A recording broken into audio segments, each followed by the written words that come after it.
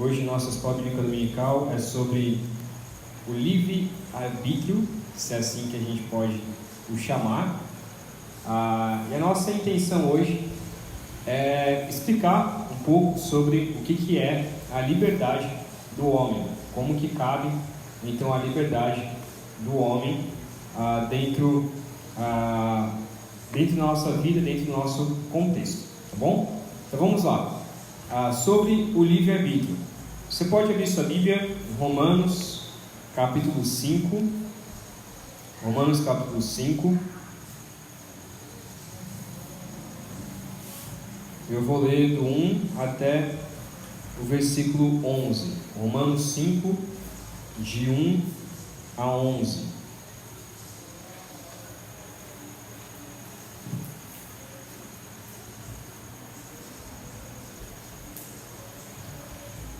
Ok?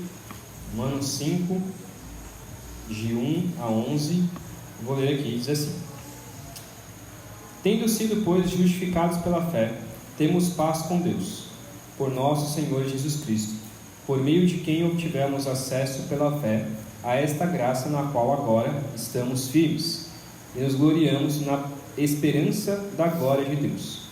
Não só isso, mas também nos gloriamos nas tribulações, porque sabemos que a tribulação produz perseverança, e a perseverança um caráter aprovado, e o caráter aprovado, esperança. E a esperança não nos decepciona, porque Deus derramou seu amor em nossos corações por meio do Espírito Santo que Ele nos concedeu.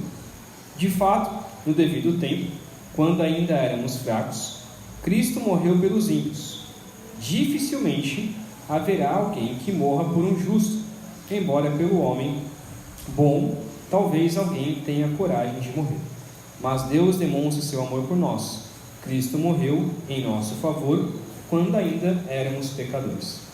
Como agora fomos justificados por seu sangue, muito mais ainda por meio dele seremos salvos da ira de Deus. Se quando éramos inimigos de Deus, fomos reconciliados com ele mediante a morte de seu Filho, quanto mais agora, tendo sido reconciliados, seremos salvos por sua vida. Não apenas isso, mas também nos gloriamos em Deus, por meio de nosso Senhor Jesus Cristo, mediante quem recebemos agora a reconciliação. Vamos orar? Pai querido, pedimos ao Pai que este momento seja para a sua honra, para a sua glória, que nessa escola bíblica dominical possamos entender, ó Pai, o que é a liberdade que nós temos, qual a liberdade de nossas escolhas e o que o Senhor faz com as nossas escolhas, ó Pai. Obrigado por ter enviado Cristo Jesus para morrer na cruz por nós, quando ainda éramos pecadores. Obrigado, ó Pai, porque não merecemos a sua graça, mas ainda assim o Senhor nos entregou Cristo Jesus, que é a graça que nos salva. Ó Pai, que possamos entender essas verdades nesta noite e também já nos prepararmos para logo mais o culto em gratidão ao Senhor. É o que oramos, em nome de Cristo Jesus. Amém. O livre-arbítrio, na verdade, essa palavra, atualmente, ela não é uma palavra muito boa de ser utilizada para falar sobre a liberdade humana, porque quando nós falamos de livre-arbítrio, o que nós queremos dizer é que o homem tem a sua liberdade, das suas escolhas. É o que nós geralmente queremos dizer. Mas na realidade, o que o nosso coração muitas vezes diz sobre liberdade é que nós podemos fazer as escolhas que a gente bem quiser e não vai ter ninguém para nos julgar. E esse é o grande problema do livre-arbítrio, que é o que a gente vai ver hoje. Então, para que nós possamos entender como que o homem é livre, nós precisamos entender o que a palavra diz sobre essa liberdade humana. Então, qual que é a nossa intenção, qual que é a minha intenção ao falar sobre este capítulo 9 da nossa confissão de fé com vocês aqui hoje? É para entendermos se nós temos liberdade de escolha ou não. E entendemos se nós podemos escolher, por exemplo, a roupa que nós nos vestimos, se nós podemos escolher a nossa salvação, se nós podemos escolher Deus, o que é essa liberdade que o homem tanto diz, que o homem tanto prega, que nós somos livres? O que é essa liberdade então? E como que Deus criou o homem de acordo com essa liberdade? Por mais complexo que seja essa escola bíblica, esse estudo, mas é muito importante a gente não cair nos erros que normalmente se cai quando a gente fala sobre a liberdade humana. Primeiro, então, nós precisamos voltar do início. Precisamos entender como que Deus criou Adão e Eva. Então, o primeiro ponto aí da sua folha, todo mundo está com a folhinha? Acho que... Onde está, amor? Ali no fundo? Aqui na cadeira, né? Pronto. Então, nosso primeiro ponto aqui sobre o livre-arbítrio. Deus dotou a vontade do homem com tal liberdade natural e poder de ação e escolha, que ela não é nem forçada e nem determinada para o bem ou mal por qualquer necessidade da natureza. Ou seja, o que nós podemos entender desse texto aqui? Deus, ele deu uma liberdade natural no ser humano de escolher. Então, quando nós escolhemos, falando humanamente, né, nós podemos dizer, não, eu posso escolher com que roupa eu vou ir para o culto, eu posso escolher que horas que eu vou para o culto, eu posso escolher a forma como eu quero. Então, em certo sentido, eu posso dizer que eu tenho uma certa liberdade, para as minhas escolhas. Mas vamos logo então para o segundo ponto. O homem, no entanto, em seu estado de inocência, tinha a liberdade e o poder de querer e fazer aquilo que é bom e agradável a Deus. Então, por que ele fala o homem tinha em seu estado de inocência? Vamos abrir nesses textos. O primeiro texto de Eclesiastes 7, versículo 29. Eclesiastes 7, 29.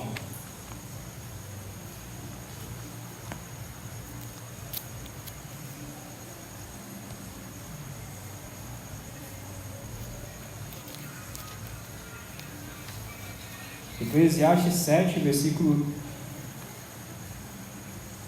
29, que diz assim: assim cheguei a esta conclusão: Deus fez os homens justos, mas eles foram em busca de muitas intrigas. Então, Eclesiastes é, na verdade, uma reflexão de Salomão, e ele consegue entender, e a Bíblia então nos mostra a forma como Deus criou o homem. De fato, Deus criou o homem para poder fazer aquilo que é bom e agradável a ele. Então, quando Deus criou Adão e Eva em seu estado de inocência poderiam fazer apenas o bem. Eles eram justos, eles eram inocentes, não tinha mal no coração deles. Então Deus criou o homem justo, Deus criou o homem bom. Então Adão e Eva tinham essa liberdade que nós tanto falamos e queremos ter. Eles tinham esse livre-arbítrio, essa escolha. Mas continuando aqui, ainda assim era instável, de forma que ele podia cair desse estado. Então Deus criou o homem justo, Deus criou o homem bom, mas Deus criou com a possibilidade de pecar, com a possibilidade de escolher pecar ou não. Abre comigo lá em Gênesis 3, versículo 6. Alguém pode ler esse texto para me ajudar, só para eu não ficar falando tanto aqui? Gênesis 3, versículo 6. Quando a mulher viu que a árvore parecia agradável ao paladar. Gênesis 3. Isso mesmo. Era atraente aos olhos e, além disso, desejável para ela, se obter discernimento, tomou do seu fruto, comeu e deu a seu marido, que comeu também. Ok, então a ideia aqui é o seguinte: de fato, Deus colocou no coração de Adão e Eva essa possibilidade de pecar. Então Deus não criou Adão e Eva como robôs, no sentido de, olha, vocês não têm as suas escolhas. Apesar de Deus já saber que eles iriam escolher o mal, iriam escolher pecar, mas ainda assim Deus colocou essa possibilidade no coração de Adão e Eva para que eles escolhessem entre pecar e não pecar. Tá vendo esse bicho? Então a forma como Deus criou o homem, criou com aquilo que nós chamamos de livre-arbítrio. Então Adão e Eva poderiam dizer, nós temos o livre-arbítrio. Se Adão e Eva não tivessem pecado, eles continuariam vivendo eternamente em estado de graça, continuariam vivendo sem pecado para a glória de Deus. Mas como eles pecaram, eles então caíram dessa graça e acabou então a liberdade que eles tinham. Ok? Alguma pergunta até aqui? Está muito confuso? Está dando para entender? Alguma pergunta até esse ponto aqui? Não? Ok? Então vamos lá. Terceiro ponto. O homem, então, por meio de sua queda, em um estado de pecado, perdeu completamente todo o poder da vontade quanto a qualquer bem espiritual que acompanhe a salvação. E aqui é onde a gente diz que se acabou então o livre-arbítrio, se acabou então a liberdade que o homem tinha. A gente já leu Romanos 5, versículo 6, mas vamos ler Romanos 8, versículo 7. Olha o que diz lá, Romanos 8, versículo 7. Alguém pode ler? Quer achar?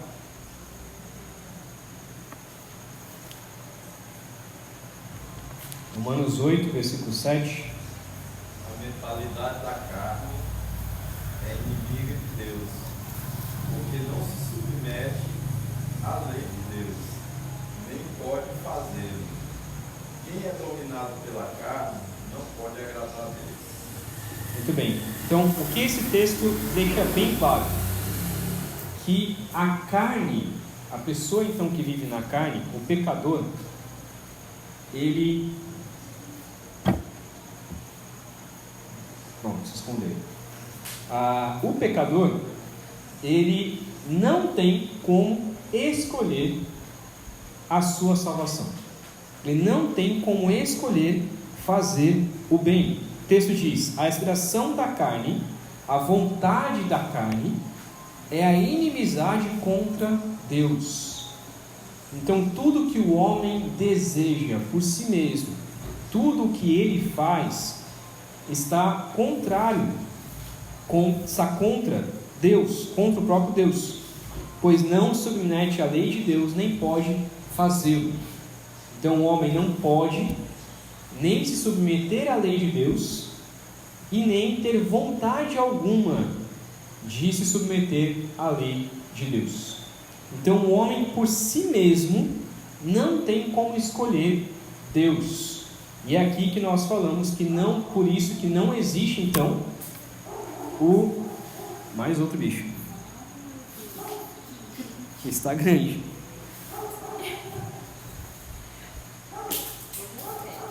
Pronto, os bichos aparecendo aqui. Então o homem não pode por si mesmo escolher fazer o bem. Então continuando, então como um homem natural, inteiramente adverso a este bem e morto em pecado. O homem está então morto em pecado, ele não é capaz por sua própria força de converter-se ou preparar-se para isso. Então é isso que nós acreditamos sobre a depravação total. Então tudo que o homem faz Se o homem quiser, eu quero de uma hora para outra, eu quero acordar e eu quero ser salvo por Deus, ele pode fazer isso por conta própria? Não. Não tem como o homem fazer isso por conta própria. Vamos ler Efésios 2, versículo 1 e o versículo 5. Efésios 2.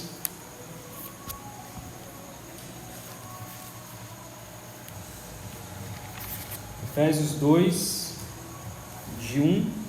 A gente vai ler o 1 e depois o 5. Alguém pode ler? Efésios 2, 1 e depois o 5. Vocês estavam mortos em suas transgressões e pecados. Isso. Deu-nos vida com Cristo quando ainda estávamos mortos em transgressões. Pela graça vocês são salvos. Então o texto deixa bem claro: nós estávamos mortos em transgressões e pecados. Depois do versículo 5 diz que Deus nos deu vida em Cristo quando ainda estávamos mortos em transgressões. Pela graça vocês são salvos. Então o restante do texto, lá no versículo 8, diz: pois vocês são salvos pela graça por meio da fé. Isso não vem de vocês, é dom de Deus, não por obras para que ninguém se glorie. Então não tem como uma pessoa dizer, como muitas vezes aparece em músicas: eu preparei o meu coração para que Deus me salvasse. Não tem como. O homem não tem como escolher a Deus por si mesmo.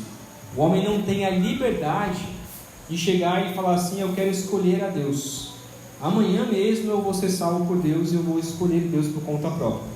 Não tem como o homem fazer isso se não tiver uma intervenção de Deus para salvar essa pessoa.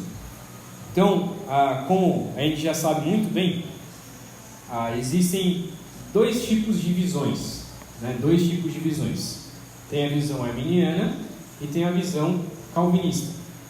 A visão arminiana, ela diz que o homem tem um pouquinho de bondade em seu coração. Ele é depravado, eles acreditam que sim, um homem é depravado, mas que tem um pouco de bondade em seu coração para escolher a Deus.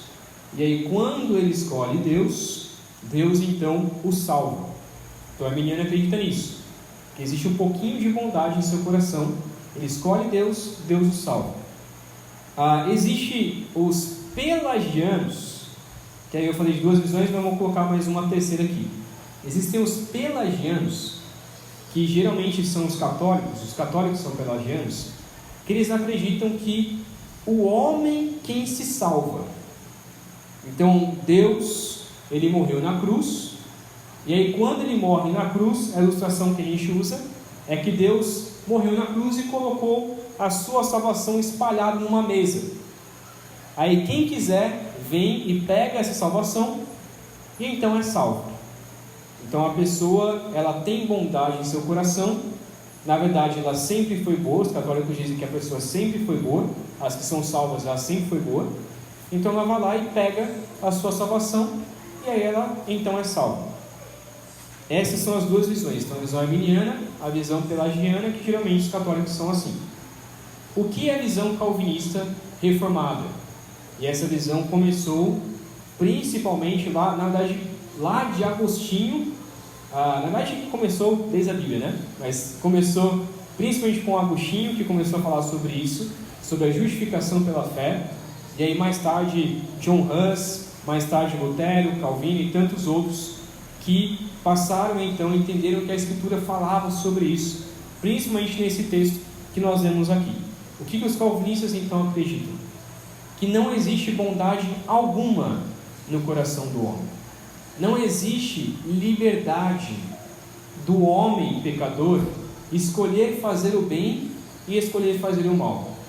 Tudo o que o homem faz, tudo que o pecador faz, ele é mal. Ainda que humanamente falando possa parecer bom, mas não tem como ele escolher fazer o bem por conta própria. Não tem como ele escolher fazer o bem por conta própria. E consequentemente não tem como ele escolher a Deus por conta própria. Não tem como ele simplesmente olhar, ter uma força, uma bondade e falar assim, não, eu quero Deus.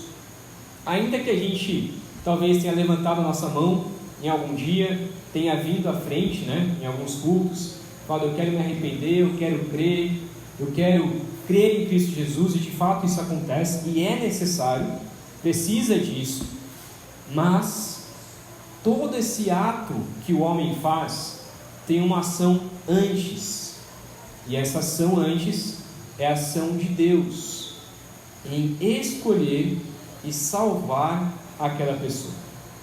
Então, ainda que a gente diga, não, mas eu tenho liberdade para escolher, humanamente falando, parece que sim, mas na verdade, Deus ele é soberano, Deus sabe de todas as coisas, Ele já predeterminou todas as coisas para acontecerem da forma como Ele quer. Então tudo acontece segundo a vontade de Deus, inclusive a nossa salvação. Ok? Alguma pergunta? Sim. Fala, meu João.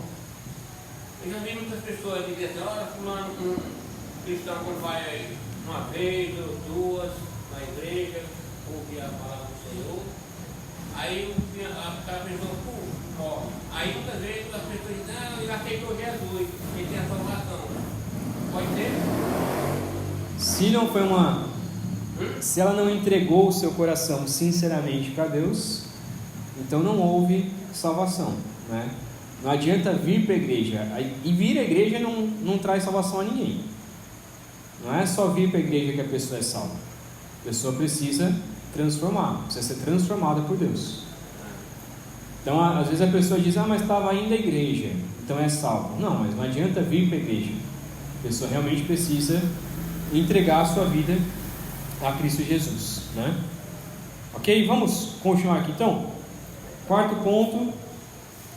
Quando Deus então converte um pecador e o transporta para o estado de graça, Ele o liberta de sua escravidão natural ao pecado, e por sua graça somente o habilita a livremente querer ou fazer aquilo que é espiritualmente bom.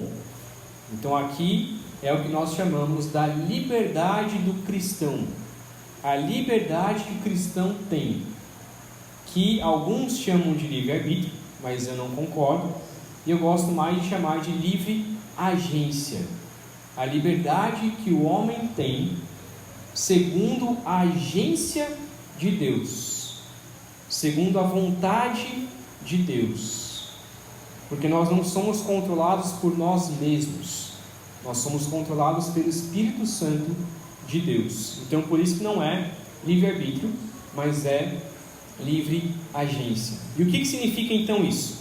Vamos ler esse texto de Filipenses,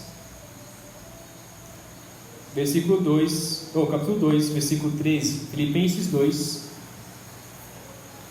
versículo 13. Vamos explicar justamente sobre isso.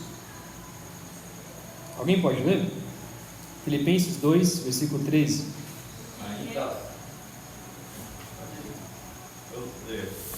Ainda assim, em razão de suas corrupções remanescentes, ele não faz perfeitamente, nem apenas deseja o que é bom, mas também o que é mau.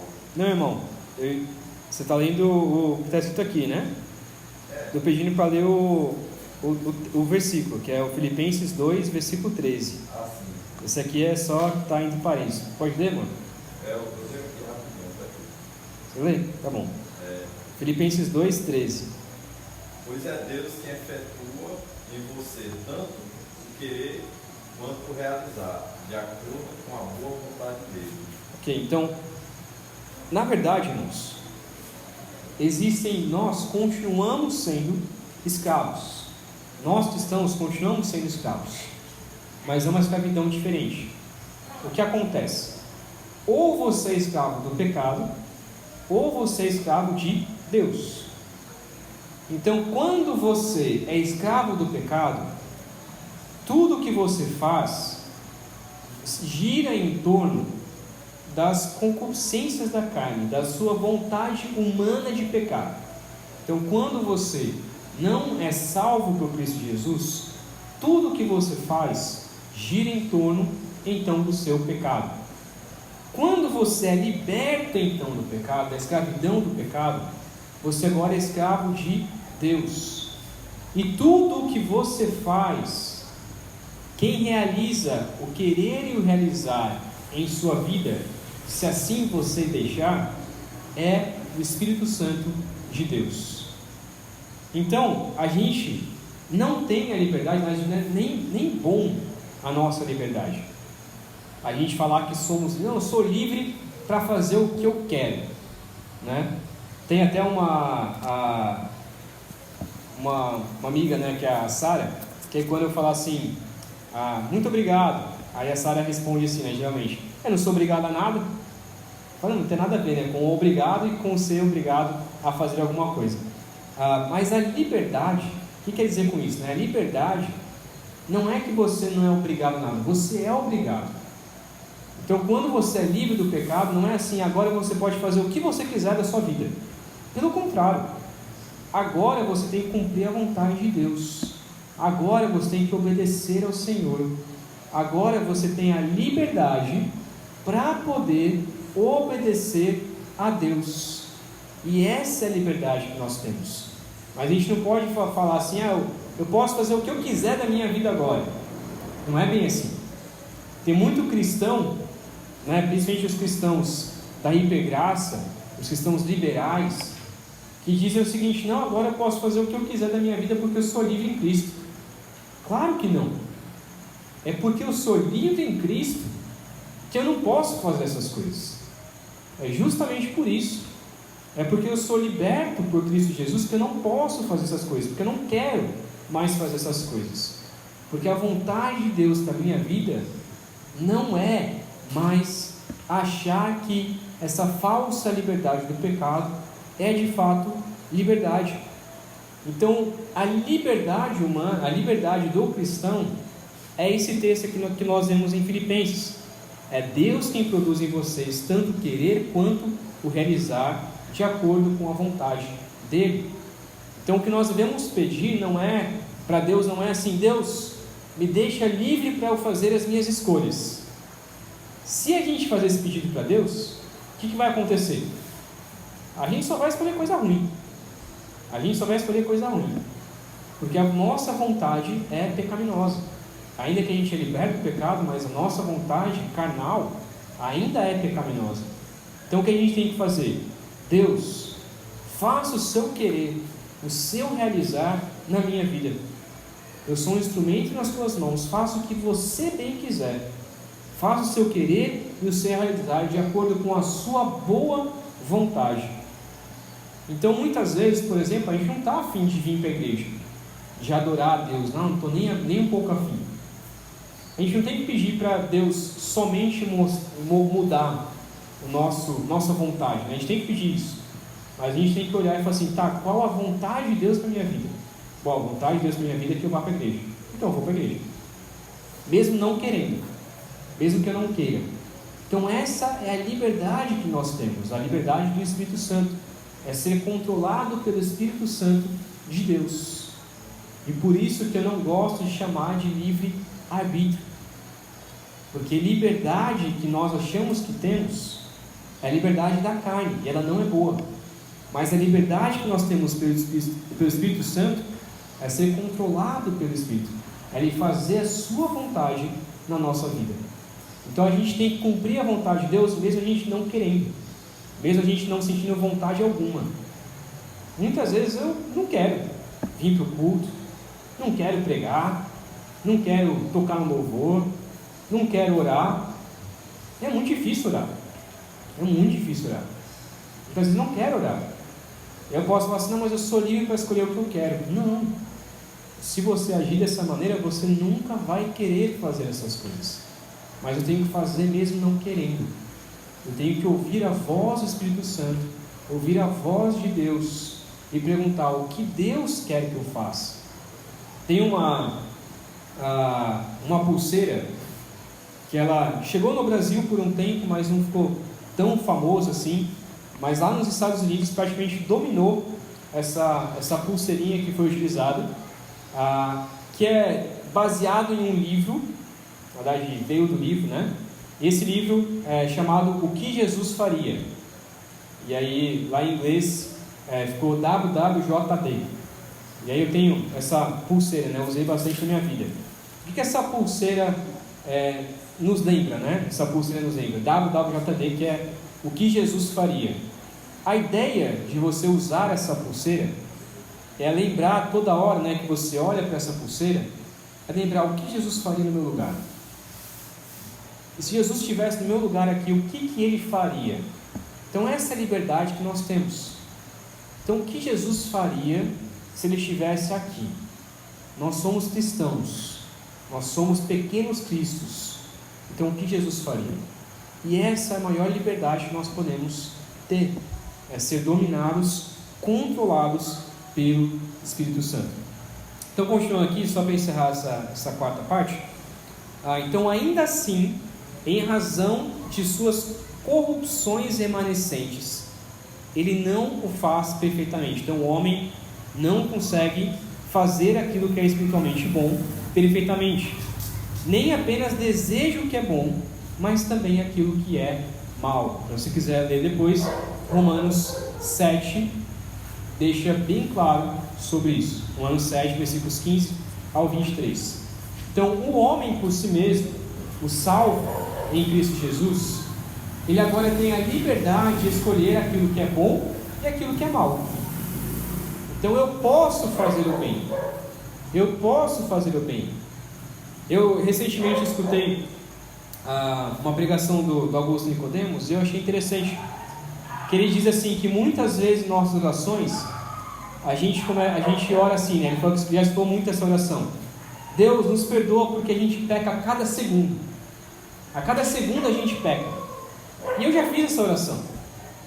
E muitas vezes eu acreditava nisso, né? Acho que a cada segundo a gente estava pecando. O tempo todo a gente está pecando. Se o tempo todo a gente está pecando, então a gente não é cristão. Porque o cristão, ele tem que se esforçar para não pecar. Ele tem a liberdade, por meio do Espírito Santo, de não pecar. E Deus é a pessoa mais interessada em que o cristão não peque. Então a gente tem que de fato viver uma vida em busca de não pecar. Olhar no final do dia, pensar no final do dia quantas vezes eu pequei no dia. Talvez sejam muitas, mas eu tenho que então ir diminuindo os meus pecados.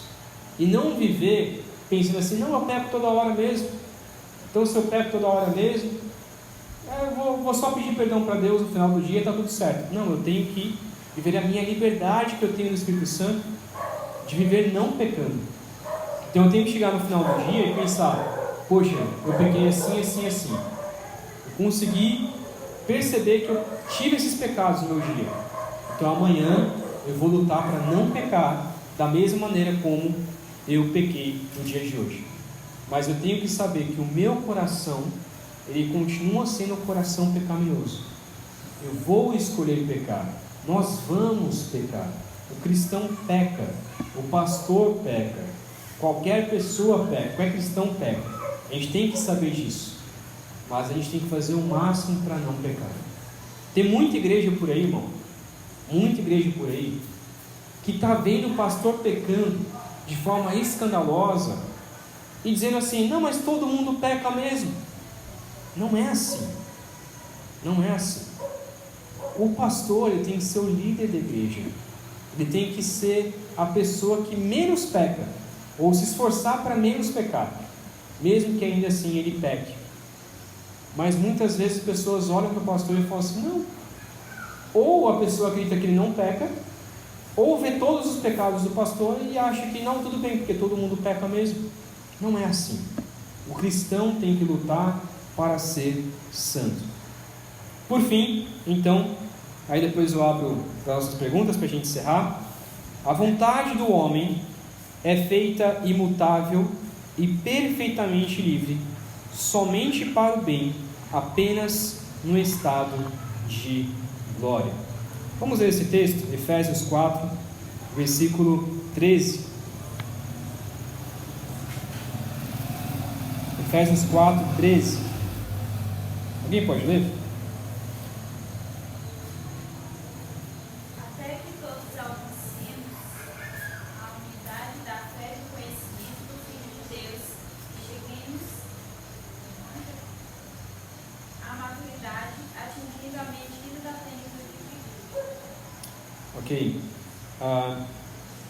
Então, o que esse texto está dizendo? Que somente quando a gente chegar à maturidade, somente quando a gente ir para o céu, somente quando estivermos na glória, é que nós temos a total liberdade de não pecar. Então, o livre-arbítrio, como muitos dizem, a liberdade total, ela só voltará quando estivermos no céu. E lá no céu, nós teremos a liberdade de não pecar. A liberdade de não pecar. Será impossível aquele que foi salvo uma vez lá no céu pecar. Vai ser impossível nós escolhermos o pecado. E essa é a maior liberdade que nós poderemos ter. Então, recapitulando, para deixar isso bem claro, o homem, Adão e Eva, eles eram livres para escolher entre o bem e o mal. Eles escolheram o mal. Então, a partir disso, toda a humanidade perdeu a sua liberdade de escolher entre o bem e o mal. E agora, toda a humanidade, todos os pecadores só escolhem o mal.